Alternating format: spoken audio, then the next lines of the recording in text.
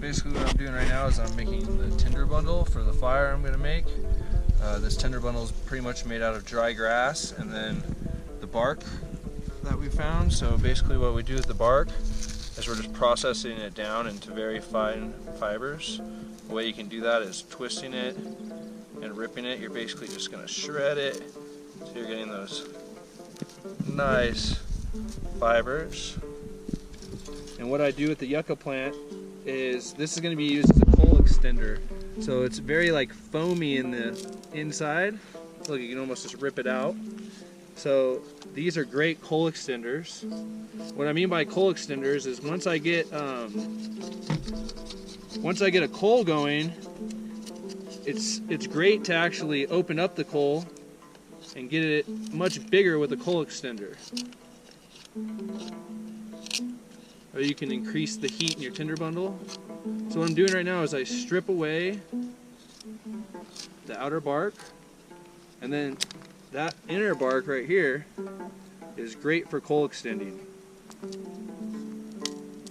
So what I'm going to do is I basically just break it open just like I'm doing right now with my fingers, and when I do get my coal, I'm going to drop it into here first. Great. Coal extenders ready. Tinder bundles ready. Now we can move on to setting up our tools for friction fire.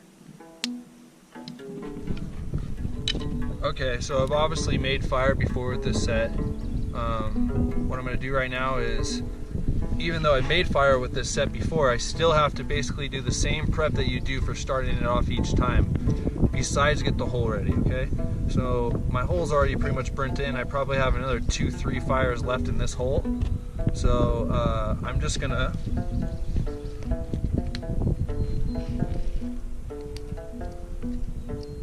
basically, I'm gonna shave off just a little bit around the entire circumference of the spindle.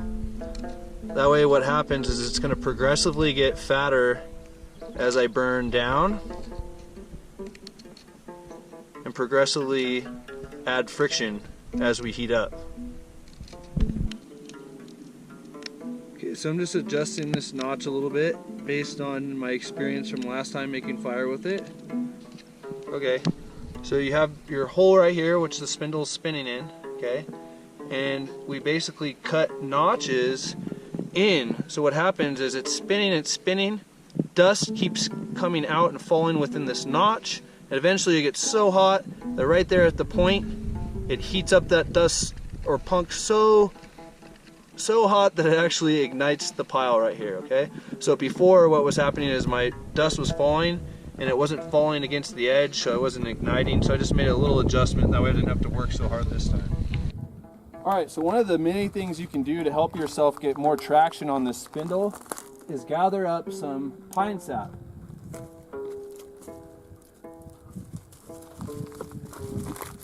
So it's all over and you don't want a lot of it, okay? What you're going to do is just basically coat your spindle in this. And this is like, I mean, I have so much more grip now. I feel like I'm just sticking to it. And what I've got so many blisters from the hand drill because I wasn't using something like this to help me grip, and I was sliding from trying to put enough pressure to get enough pressure down on that coal, and I was blistering my hands. And as soon as I learned this little trick right here, putting some of that sap on there, I mean, it just changed my whole life.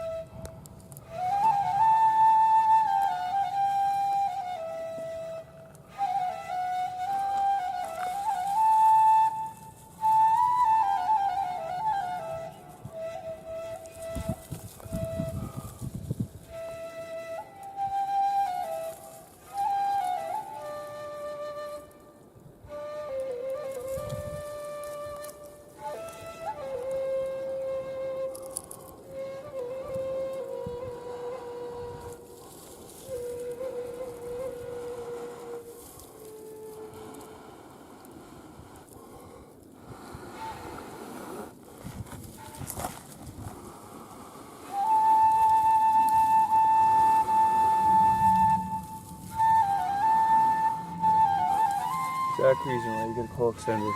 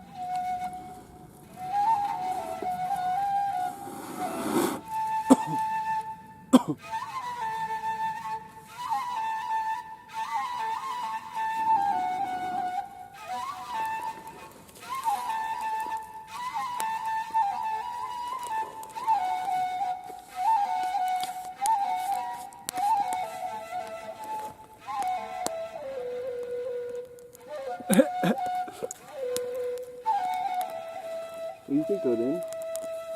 You don't like the fire, huh? You don't like the fire.